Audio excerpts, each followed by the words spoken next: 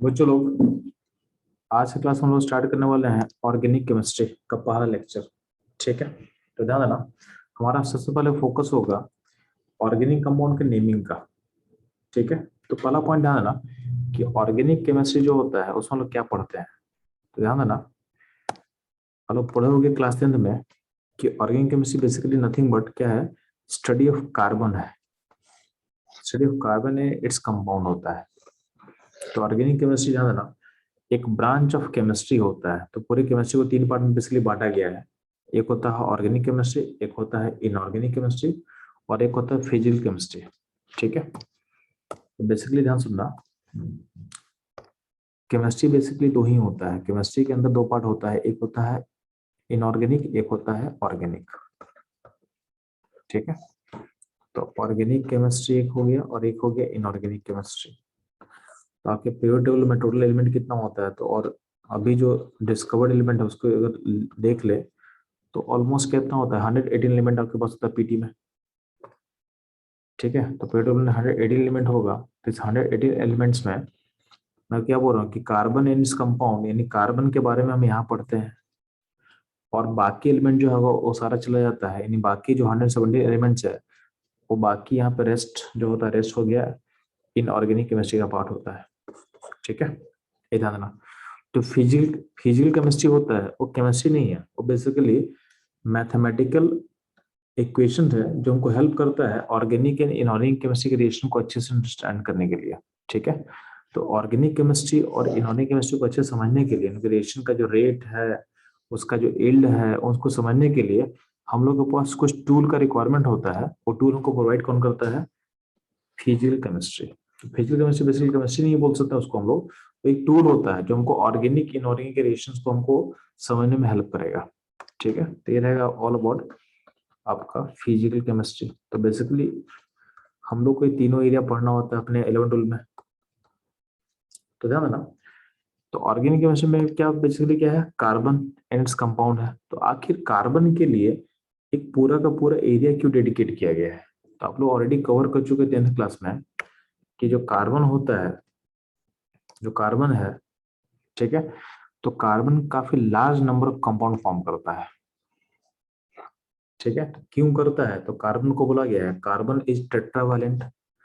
Carbon is tetravalent, carbon का size छोटा होता है। ठीक है, कार्बन कैटनेशन का प्रॉपर्टी शो करता है। कैटनेशन का मतलब क्या होता है, सेल्फ लिंकिंग एबिलिटी। तो सबसे स्ट्रांगली कैटनेशन शो करता है कार्बन। पूरे पीरियड टेबल में सबसे स्ट्रांग जो लिंकिंग का एबिलिटी शो करता है वो कौन करता है, वो कार्बन करता है। ठीक है, तो इन तीनों रीजन के कारण होता क्या है, प्लस कार्बन जो होता है आपस में multiple single bond, double bond, triple bond यही फॉर्म कर सकता है। ठीक है, तो मल्टीपल बॉन्ड भी कार्बन क्या है, फॉर्म करने में कैपेबल होता है। तीन सारे रीजन के कारण होता है क्या है कि कार्बन का जो कंपाउंड्स का नंबर होता है वो बिलियंस में होता है, बिलियंस में होता है। तो इतना ज्यादा कंपाउंड खुद फॉर्म करता है कि बाकी जितना भी एलिमेंट्स आपके पास मौजूद है वो सारे कंबाइन करके जितना कंपाउंड नहीं बनाएगा वो कार्बन अकेले बना देता है। तो इसलिए कार्बन और इसे कंपाउंड्स को स्टडी करने के लिए पूरा एक ब्रांच डेडिकेट किया गया है जिसको हम बोलते हैं ऑर्गेनिक केमिस्ट्री। ठीक है, तो ऑर्गेनिक केमिस्ट्री में सबसे पहले हम सीखेंगे कि हम कंपाउंड्स का नाम कैसे लिखेंगे। ठीक है, कंपाउंड्स का नाम कैसे लिखेंगे, तो क्या है पॉइंट है, naming of compounds. Naming of compounds बात समझ में आया? अब कंपाउंड का नाम लिखने का दो तरीका होता है, एक होता है कॉमन नेम, तो कॉमन नेम, और एक होता है आईयूपीएसी नेम। तो आईयूपीएसी नेम बेसिकली ये होता है बेस्ड ऑन सम रूल्स। ठीक है, और चूंकि आपके पास कंपाउंड का नंबर बहुत ज्यादा है तो कॉमन नेम याद करना फिजिबल नहीं है, कॉमन नेम याद करना पॉसिबल नहीं सारे का। ठीक है, तो हम लोग फोकस ज्यादा करेंगे आईयूपीएसी नेमिंग पे, क्योंकि इस ये रूल्स पे रहेगा। तो रूल्स के बेसिस पे हम बहुत सारे कंपाउंड्स का नाम इजीली लिख सकते हैं। ठीक है, तो हम लोग का ज्यादा फोकस रहेगा आईयूपीएसी नेमिंग पे। ठीक है, अब ध्यान देना, जब का जो आईयूपीएसी नेमिंग होगा तो उसमें क्या होता है, उसमें एक रूट वर्ड यूज करते हैं हम लोग आईपीएसी नोमेनक्लेचर में। जब भी बात करते हैं उसमें एक रूट वर्ड होता है, रूट वर्ड। ठीक है, तो रूट वर्ड किस पे डिपेंड करता है, ध्यान सुनना। आपका जो भी कंपाउंड होगा उसका एक चेन होगा, यानी उसका जो मेन चेन होगा, उस मेन चेन में कार्बन का नंबर कितना है उसके बेसिस पे हम रूट वर्ड डिसाइड करते हैं अपना। तो रूट वर्ड डिसाइड होता है number of carbon in main chain, उसके बेसिस पे रूट वर्ड हम लिखते हैं। तो रूट वर्ड क्या होता है ध्यान सुनना, तो अगर कार्बन एक होता है तो रूट वर्ड होता है मिथ। कार्बन अगर चेन में दो रहेगा तो रूट वर्ड होता है आपका इथ। तीन रहेगा तो उसके लिए होता है प्रोप। चार होता है तो उसके लिए क्या होता है हम लोग ब्यूट। पांच के लिए हम लिखते हैं पेंट। ठीक है। सिमिलरली सिक्स के लिए हम लिखते हैं हेक्स। सेवन के लिए हम लिखते हैं हेप। एट के लिए हम लिखते हैं ऑक्ट। नाइन के लिए क्या होता है नॉन होता है। टेन के लिए होता है डेक। ठीक है। टेन तक हमको याद होना चाहिए। ठीक है, नॉर्मली हम लोग यूज करते हैं टेन तक में। बाकी 11 12 13 14 बहुत सारे के लिए दिया हुआ है, तो बाकी मैं कुछ के लिए मैं बता दे रहा हूँ।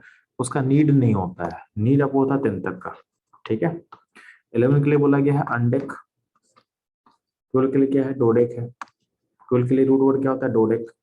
13 के लिए कितना होता है ट्राइडेक होता है। ठीक है। तो सो ऑन ऐसा करके बहुत सारा रूट वर्ड आपको मतलब मिल जाएगा, बट हम क्या बोल रहे हैं कि आपके लिए नीड कितना है, नीड होता है 10 तक का। तो 10 तक का आपको रूट वर्ड पता होना चाहिए। ठीक है।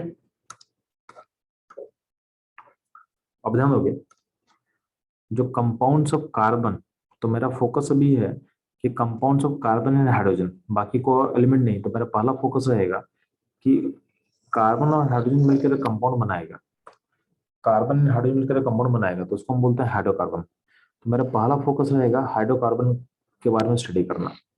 ठीक है। बाकी और कोई एलिमेंट नहीं, सिर्फ कार्बन और हाइड्रोजन मिलके जो कंपाउंड बनाता है उसके बारे में हमको पहले सीखना है। ठीक है। तो हम पहले सीखेंगे अबाउट हाइड्रोकार्बन। तो ध्यान सुनना, हाइड्रोकार्बन में बहुत सारा फैमिली होता है। ठीक है। हाइड्रोकार्बन का में very large number of family होगा, जिसको आप लोग कुछ पढ़ चुके होगा। तो आप लोग 10th क्लास में पढ़ चुके होंगे alkane family, alkyne, alkyne family. ठीक है। तो ये फैमिली का मैं बात कर रहा हूँ। तो अल्केन एक अलग फैमिली होता है, अल्कीन एक अलग फैमिली होता है, अल्काइन एक अलग फैमिली होगा। तो हाइड्रोकार्बन के अंदर बहुत सारा large number of family exist कर सकता है। तो उतने सारे को स्टडी करना फिजिबल नहीं है एक साथ। तो हम क्या करेंगे, अपने स्टडी को फोकस करेंगे कुछ इंपॉर्टेंट फैमिली पे, कुछ इंपॉर्टेंट फैमिली पे। ठीक है। तो इंपॉर्टेंट फैमिली बेसिकली जो आप लोग 10th में स्टडी कर चुके हो, तो आपके पास कुछ इंपॉर्टेंट फैमिली जो होता है, तो क्या होगा alkane family, alkene family, alkyne family, और एक 10th में अब नहीं होता है, 10th में नहीं है बट हम उसको पढ़ेंगे cycloalkane family, cycloalkanes. तो alkane, alkene, alkyne and cycloalkanes, इन इन सबको हमको स्टडी करना बेसिकली पहले। तो हर फैमिली का अपना एक जनरल फॉर्मूला होता है। तो अल्केन फैमिली का जनरल फॉर्मूला क्या होता है जी, तो होता है CnH2n+2 होता है। और यहाँ पे जो n होगा स्टार्ट होगा 1 से, स्टार्ट होता है 1 से, यानी पहला नंबर में जो कार्बन का नंबर होगा वो फर्स्ट एक होगा। ये होगा अल्किन फैमिली के बारे में। अल्किन फैमिली का जो फॉर्मूला होता है CnH2n होता है। क्या होता है CnH2n होता है।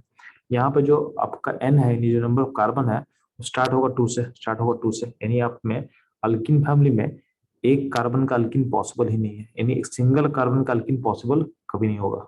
ठीक है। सिमिलरली अल्काइन फैमिली का फॉर्मूला होता है, कौन फॉर्मूला होता है CnH2n-2, CnH2n-2। यहाँ पे n क्या होता है, यहाँ पे n होता है 2 से आगे बढ़ेगा।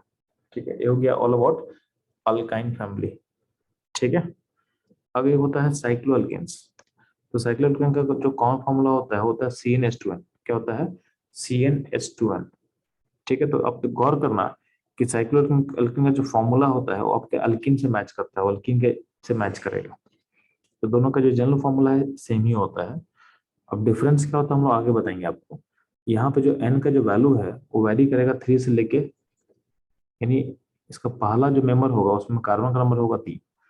3 से कम कार्बन का साइक्लोअल्केन पॉसिबल नहीं होता है। ठीक है। तो ये रहा basic introduction on important families of hydrocarbons. तो हाइड्रोकार्बन का कुछ इंपॉर्टेंट फैमिलीज के बारे में लोग सीख लिया। ठीक है। अब ध्यान देना, आगे हम लोग बढ़ते हैं। तो सबसे पहले हम लोग फोकस रहेगा अल्किन फैमिली। ठीक है। तो सबसे पहला फोकस रहेगा अपना अल्किन फैमिली। तो अल्किन फैमिली का जो जनरल फॉर्मूला क्या होता है, चलो CnH2n+2 होता है। यहाँ पे n स्टार्ट होता है 1 से, n स्टार्ट होगा 1 से।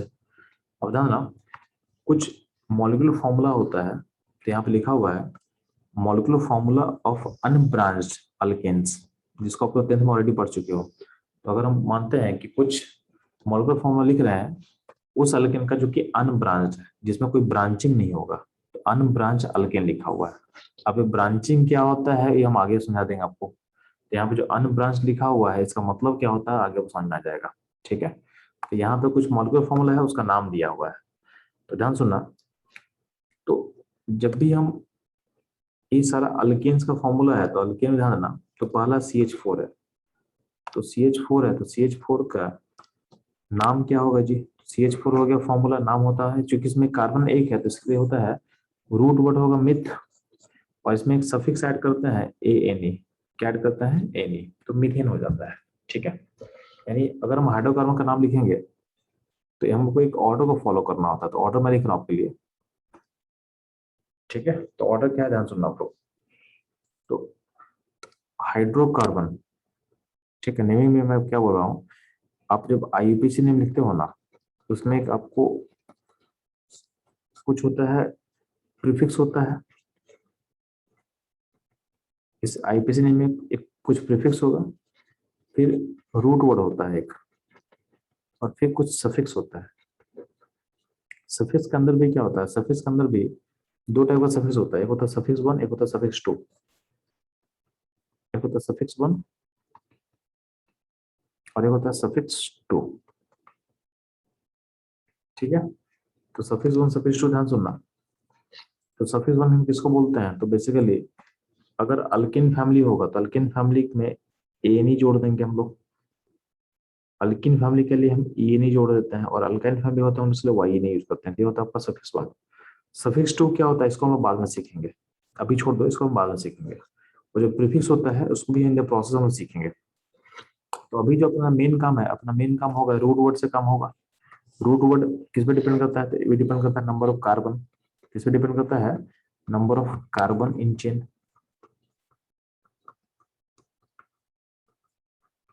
तो आपके number of carbon in chain पे डिपेंड करेगा।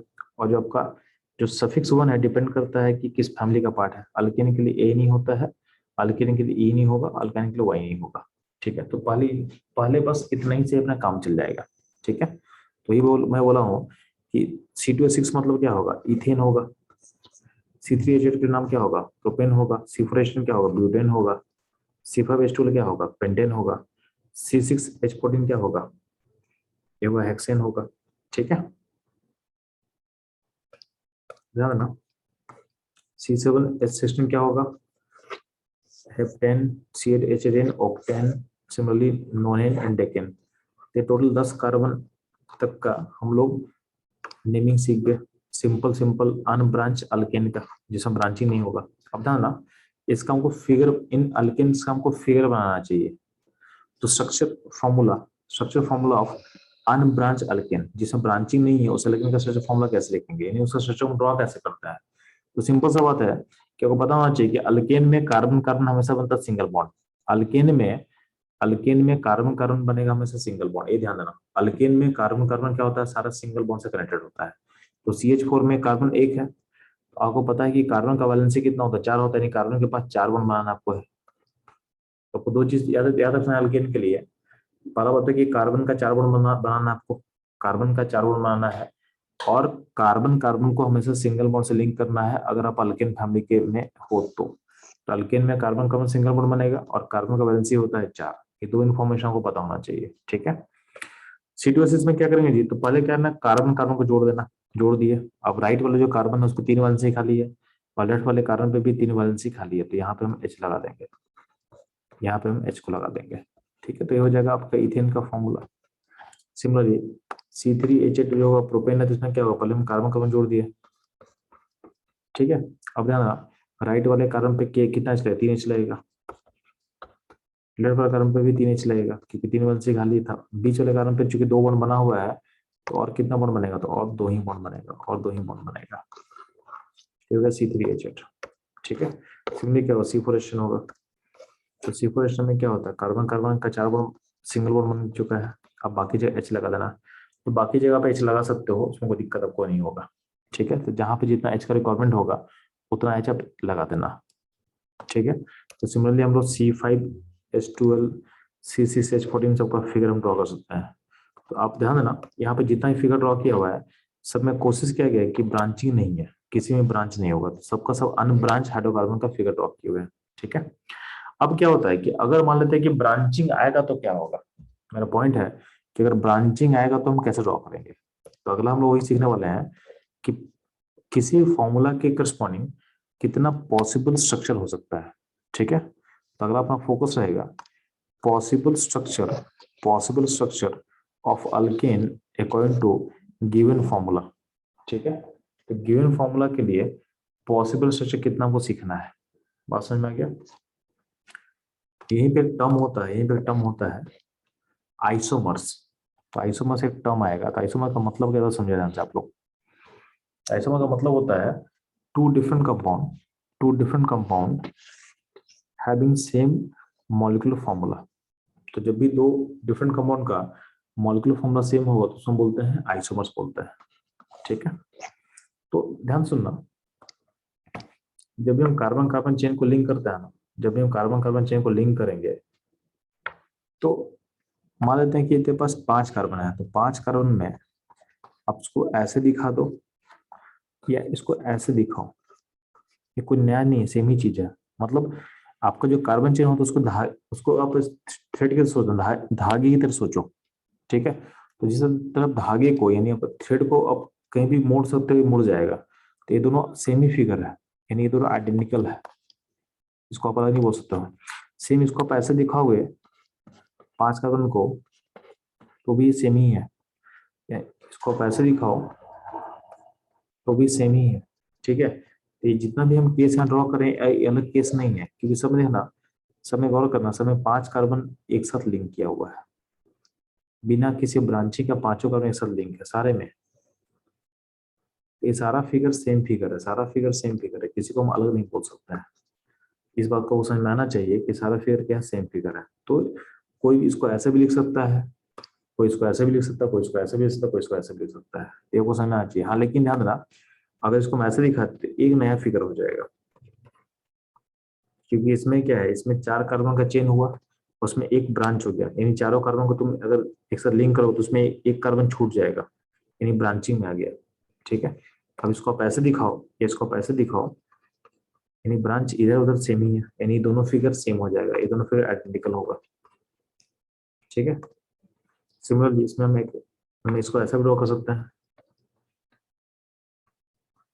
इसमें 2 ब्रांच आपको दी जाएगा, इसमें आपको 2 ब्रांच, अगर बीच वाले चेन को तुम काउंट करोगे तो 2 कार्बन छूट जाएगा, यानी एक ब्रांचिंग ऊपर हो गया, एक ब्रांचिंग नीचे हो गया। ठीक है, तो इस तरह से आपको देखना है। तो ऊपर का जितना भी फिगर था, ये जो सारा फिगर था सेम फिगर था, ये सारा सेम फिगर है, ये दोनों सेम फिगर है, और यहाँ पे एक अलग एक फिगर है। तो इसमें अगर हम देखते हैं 5 कार्बन में, तो 5 कार्बन में मैंने 3 पॉसिबिलिटी को मैंने ड्रॉ किया है। 5 कार्बन में कितना पॉसिबिलिटी है आपके सामने, 3 पॉसिबिलिटी है। ठीक है, एक ऊपर पॉसिबिलिटी, एक ये पॉसिबिलिटी, और एक ये पॉसिबिलिटी। तो अगर हमसे कोई पूछेगा कि 5 कार्बन का फॉर्मूला क्या था, फॉर्मूला था C5H12, तो बोलेगा C5H12 के करस्पॉन्डिंग आप कितना स्ट्रक्चर को ड्रॉ कर सकते हो। अब मैं बोल सकता हूँ कि इसके लिए मैं 3 स्ट्रक्चर ड्रॉ कर सकता हूँ। एक तो ऐसा होगा जब सारा सारा कार्बन क्या होगा, एक सिंगल चेन में रहेगा, तो 5 कार्बन के चेन का एक पॉसिबिलिटी होगा। 4 कार्बन अगर हम चेन में लेते हैं, अगर हम चेन में 4 कार्बन लेंगे तो उसमें एक ब्रांच लेना पड़ेगा, तो एक ब्रांच हम ले सकते हैं। तो यहाँ ब्रांचिंग को आप यहाँ दिखा दो या ब्रांचिंग को आप यहाँ दिखा दो, इस साइड में दोनों सेम ही रहेगा, तो ये दोनों सेम पॉसिबिलिटी है। ठीक है, सिमिलरली तो 5 कार्बन के का पॉसिबिलिटी एक, 4 कार्बन के चेन का पॉसिबिलिटी क्या होगा, एक ही रहेगा, और 3 कार्बन का हम चेन लेंगे तो उसमें क्या होगा, ब्रांचिंग जो होगा बीच में आ सकता है। इसमें क्या होगा, इसमें भी एक ही पॉसिबिलिटी होगा। तो अगर उससे कोई पूछेगा कि C5H12 में टोटल पॉसिबिलिटी कितना होता, बोलोगे 3 होगा। इसका कितना आइसोमर होगा, जिसका आइसोमर होगा 3 आइसोमर होगा। इस फॉर्मूला में 3 आइसोमर आप बना सकते हो। आइसोमर क्या बोला गया, सबका मॉलिक्यूलर फॉर्मूला सेम होगा पर सबका स्ट्रक्चर अलग अलग होगा। ठीक है, अगर स्ट्रक्चर अलग अलग होगा तो कंपाउंड अलग अलग हो जाएगा, यानी यहाँ पे जो कंपाउंड्स है, ये तीनों कंपाउंड सेम नहीं है, इसका नाम अगर ए होगा इसको हमको बी बोलना पड़ेगा, यानी ये डिफरेंट कंपाउंड हो गया, बस यहाँ सी है, यानी A B C are 3 different compounds having same molecular formula. ABC are three different compound having same molecular formula. ये वो समझ में आना चाहिए. तो C5H12 के corresponding हम टोटल 3 कंपाउंड एंड 3 फिगर को हम ड्रॉ कर सकते हैं, और तीनों में रिलेशन क्या होगा, तीनों आपस में आइसोमर कहलाएगा. क्या कहलाएगा? आइसोमर्स कहलाएगा. ये आपको समझ में आना चाहिए. ठीक है, क्लियर है बच्चों लोग? अब यहाँ पे क्या है, यहाँ पे मैंने हाइड्रोजन लिखा नहीं, तो हाइड्रोजन तो लिख ही सकते हो ना. जैसे यहाँ पे जो हाइड्रोजन, यहाँ पे जो कार्बन दिख रहा है आपको, यहाँ पे हाइड्रोजन, चूंकि इसमें एक ही बॉन्ड बना हो कार्बन का, तो बाकी 3 हाइड्रोजन होगा. तो मैं हाइड्रोजन में दिखा नहीं रहा हूँ, आप हाइड्रोजन ऑलरेडी बना सकते हो अच्छे से, कोई दिक्कत नहीं आपको. जितना वैलेंसी बचा हुआ कार्बन को, उसको हाइड्रोजन से लिंक कर सकते हो. तो चूंकि इसको मैं ज्यादा कॉम्प्लिकेट नहीं करना चाहता हूँ, इसलिए मैं हाइड्रोजन को मैं दिखाऊंगा नहीं आगे. तो हाइड्रोजन आपको एडजस्ट कर लेना पड़ेगा, ये ध्यान देना आप. ठीक है, कि जहां भी कार्बन का वैलेंसी बचा हुआ है, वहां पर आपको हाइड्रोजन जोड़ देना है, ये ध्यान देना आपको. तो ये रहेगा बच्चों C5H12 में कितना पॉसिबल स्ट्रक्चर पॉसिबल है. अगर मैं बोलता हूँ कि C4H10 में कितना पॉसिबिलिटी होगा, तो आप देखोगे तो C4H10 में अगर सिंगल कार्बन चेन को हम लिंक करें, तो सिंगल बॉन्ड से, यानी सिंगल चेन में 4 कार्बन हो तो एक पॉसिबिलिटी होगा. और अगर इसमें अगर 3 कार्बन का हम चेन लेते हैं, तो उसमें एक ब्रांच पॉसिबल है. यानी C4H10 में आपके पास 2 पॉसिबिलिटी है, आपके पास 2 पॉसिबिलिटी है. ठीक है बच्चों लोग, आप लोग यहाँ तक समझ आ चुका है. आप लोग ट्राई करोगे और मुझे आंसर बताओगे कि अगर आपके पास C6H14 होगा, तो उसमें कितना पॉसिबल आइसोमर ड्रॉ हो सकता है. इसका टोटल आइसोमर्स का नंबर बताएंगे फास्ट. ठीक है, C6H14 में कितना आइसोमर पॉसिबल होगा बताएंगे, प्लस आप बताएंगे C7H16 में टोटल आइसोमर बताएंगे.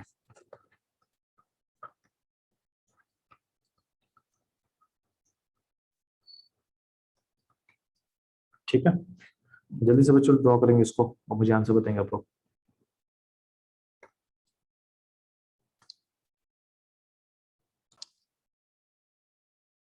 बच्चों लोग हेक्सेन यानी C6H14 हेक्सेन का हम लोग ट्राई करते हैं आइसोमर ड्रॉ कराने का. तो आपको अप्रोच देखो कैसे होना चाहिए.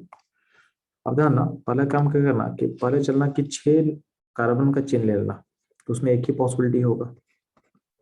तो 6 कार्बन के चेन का एक पॉसिबिलिटी के पास हो गया. ठीक है, फिर आना 5 कार्बन के चेन में. तो 5 कार्बन का चेन लेंगे तो एक कार्बन छूटेगा, जो कि ब्रांच के फॉर्म में हम दिखा सकते हैं.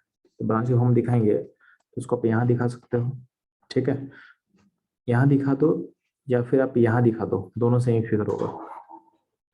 यानी इस ब्रांच को लेफ्ट साइड दिखा सकते हैं या फिर यहाँ पर राइट में दिखा है, दोनों अलग नहीं, दोनों सेम फिगर है, दोनों सेम फिगर होगा. ठीक है, अच्छा 5 कार्बन में एक और फिगर पॉसिबल है जी. एक और फिगर क्या पॉसिबल होगा, तो 5 में यहाँ बीच में हो सकता है. तो ये 5 में 2 पॉसिबिलिटी होगा. यही 5 कार्बन का चेन लेंगे तो उसमें ब्रांच एक होगा, और एक ब्रांचिंग के बेसिस पे हम लोग ये फिगर ड्रॉ कर सकते हैं. ठीक है, अब आता हम लोग 4 कार्बन के चेन पे. तो अगर हम 4 कार्बन का हम चेन चूज करते हैं, तो 4 कार्बन के चेन में ध्यान सुनना, को जो ब्रांचिंग होगा 2 कार्बन ब्रांच में जाएगा, तो 2 कार्बन ब्रांच में या तो दोनों सेम ही पोजिशन में पॉसिबल है, तो आप ऐसा दिखा दो या फिर ऐसा दिखा दो. ये दोनों सेम फिगर है, ये दोनों सेम फिगर होगा. इसको दोनों का अलग नहीं बोलेंगे. हाँ, लेकिन एक और पॉसिबिलिटी है कि जो ब्रांचिंग हो रहा है, तो 2 ब्रांच को हम अलग अलग कार्बन दिखा सकते हैं, यहाँ दिखाते हैं, यहाँ दिखाते हैं. ठीक है, अभी तो आपके पास अल्टीमेटली कितना पॉसिबिलिटी हो, एक पॉसिबिलिटी यहाँ पे, एक पॉसिबिलिटी एक पॉसिबिलिटी यहाँ पे, एक पॉसिबिलिटी, ये दोनों सेम पॉसिबिलिटी है. ये पॉसिबिलिटी हो गया, और एक पॉसिबिलिटी नीचे वाला.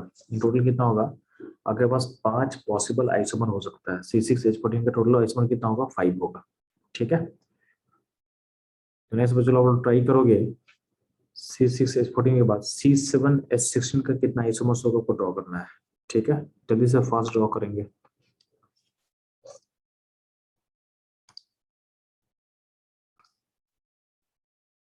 बच्चों लोग ध्यान देना, कुछ इंपॉर्टेंट पॉइंट जो आप लोग कंफ्यूज कर सकते हैं कभी कभी. तो अगर मान लेते हैं कि इस फिगर में अगर आप ऐसा ड्रॉ करते हो ना, मतलब ऐसा सोचते हो कि यहाँ पे 4 कार्बन का चेन होगा और यहाँ पे एक कार्बन, यहाँ एक कार्बन, ऐसा लिख देते हैं. ये कुछ नया फिगर नहीं है. ये फिगर जो है ये फिगर में आपको सोचना है ना कि आपका सिस्टम फ्लेक्सिबल है, तो इस जो यहाँ पे सी को नीचे लिखो उसको ऊपर ले लो, कोई दिक्कत नहीं है।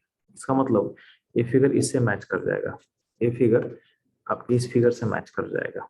ठीक है, सिंपली आप सोचते हो कि आप ऐसा फिगर ड्रॉ कर रहे हो कि 3 कार्बन का चेन है, बाकी तीनों में एक ही कार्बन लगा दिए, तो भी एक नया फिगर नहीं बनेगा। आप गौर करना, यहाँ जो है ये आपका, आप इसको ऐसे सोचो ना, ये देखो 5 कार्बन का चेन में दिखा रहा हूं आपको, और उसमें एक ब्रांच है, ब्रांच का मिड पॉइंट पे है, तो ये फिगर जो होगा इस फिगर से मैच कर जाएगा, आपके इस फिगर से मैच कर जाएगा।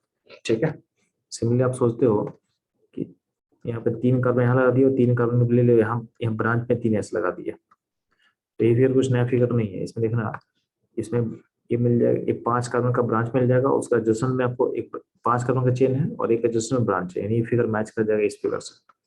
ठीक है, तो आपको ये आपको सोचना है कि आपका जो सिस्टम है फ्लेक्सिबल है, उसके तरह सोच सकते हैं हम लोग। ठीक है, तो ये रहेगा all about C6H14। Next one try करते हुए चलो, C7H16 में क्या पॉसिबिलिटी होगा, ध्यान सुनना। देखो इसको बहुत सिस्टमैटिक तरीके से आपको बनाना है। आप पहले क्या करोगे, 7 कार्बन ले लो चेन में, तो 7 कार्बन का चेन में पॉसिबिलिटी एक ही होगा, सिंगल पॉसिबिलिटी होगा 7 कार्बन वाला। ठीक है, अगर हम 6 कार्बन का चेन लेंगे तो 6 कार्बन के चेन में एक ब्रांच को दिखाना पड़ेगा, तो ब्रांच कहाँ दिखा सकते हैं देख लेते हैं हम लोग। तो ब्रांच हम यहाँ दिखा सकते हैं, सिमिलरली ब्रांच हम यहाँ भी दिखा सकते हैं। ये जो ब्रांच में दिखा रहे हैं ये सब अलग अलग पॉसिबिलिटी है, तो ब्रांच यहाँ भी हो सकता है। ठीक है, बट ध्यान देना, जो ब्रांच यहाँ पे यहाँ दिखा रहे हो, अगर आप ब्रांच यहाँ दिखाते हो तो दोनों सेम पॉसिबिलिटी होगा। तो ये लेफ्ट मोस्ट में हम ब्रांच दिखा रहे हैं, हम राइट मोस्ट के सेकंड पॉइंट पे अगर ब्रांच दिखा तो भी इसके जैसा ही रहेगा, तो दोनों सेम पॉसिबिलिटी है। सिमिलरली यहाँ पे देखोगे, यहाँ पे अगर हम ऐसा ब्रांच नहीं दिखाया तो ये कोई नया पॉसिबिलिटी नहीं होगा, सेम पॉसिबिलिटी होगा, सेम पॉसिबिलिटी। तो दोनों ये सब क्या होगा, तो यहाँ पे अल्टीमेटली क्या है, 6 कार्बन में के सिस्टम में 2 ही पॉसिबिलिटी होगा, एक ये वाला और एक नीचे वाला। ठीक है, सिमिलरली चलते हैं हम लोग, चलो 5 कार्बन के चेन में, 5 कार्बन का हम चेन देते हैं हम लोग, तो 5 कार्बन के चेन हमको 2 ब्रांच लेना पड़ेगा, तो ब्रांचिंग ऐसा पॉसिबल है। ठीक है, 2 ब्रांच यहाँ हो सकता है, या फिर अब इसके साथ आप यहाँ ड्रॉ कर, ये दोनों सेम ही फिगर रिप्रेजेंट करेगा, 2 ब्रांच यहाँ पॉसिबल है। ठीक है, तो ऐसे करके आपको ट्राई करना है। आपको मैं सॉल्यूशन दिखा दे रहा हूँ, आपके नोट्स में सॉल्यूशन ऑलरेडी दिया हुआ है। तो C7 इस सिस्टम में देखोगे तो पहला पॉसिबिलिटी जो यहाँ ड्रॉ किया हुआ है 7 कार्बन का, फिर 6 कार्बन में देखोगे तो एक पॉसिबिलिटी ये है और एक पॉसिबिलिटी ये है। ठीक है, 5 कार्बन के चेन में ध्यान देना, एक पॉसिबिलिटी यहाँ है, एक पॉसिबिलिटी यहाँ है। ठीक है, जिसमें 5 कार्बन और भी पॉसिबिलिटी होगा जिसको हम दिखाएंगे आगे। बाकी देखोगे अगर 4 कार्बन होगा तो 4 कार्बन में पॉसिबिलिटी यहाँ पे दिखाया हुआ है, ये होगा 4 कार्बन का पॉसिबिलिटी।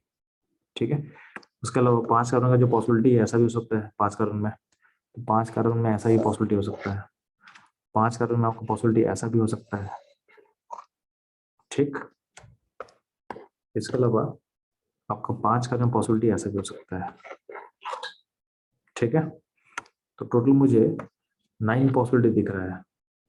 आप लोग बताएंगे इसमें कितना पॉसिबिलिटी होगा, जल्दी से फास्ट।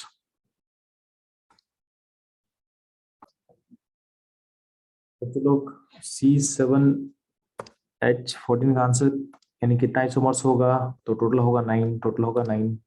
ठीक है, टोटल आइसोमर्स कितना होगा जी, 9 होगा। इससे चलो हम लोग अल्किन फैमिली का सारा आइसोमर्स या उसका स्ट्रक्चर ड्रॉ करना सीख चुके हैं। नेक्स्ट क्लास में सीखेंगे alkene, alkyne and cycloalkenes के बारे में। ठीक है।